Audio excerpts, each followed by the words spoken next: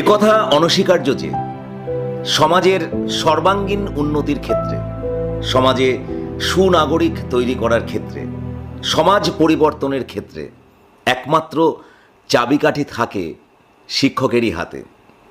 শিক্ষক তো শুধু আর শিক্ষার্থীকে প্রয়োজনীয় শিক্ষায় শিক্ষিত করেই তোলেন না, তিনি শিক্ষার্থীকে হাত ধরে এই জীবনকে চিনিয়ে দেন, নতুন নতুন জীবন দর্শনের শিক্ষার্থীকে উদ্বুদ্ধ করেন।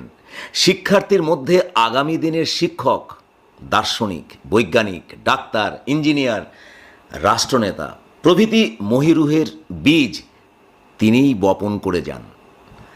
তবে শিক্ষক যে শুধুমাত্র একাডেমিক ক্ষেত্রেই হবেন তা কিন্তু কখনোই নয়। তিনি হতে পারেন জীবনের যে কোনো ক্ষেত্রের শিক্ষক।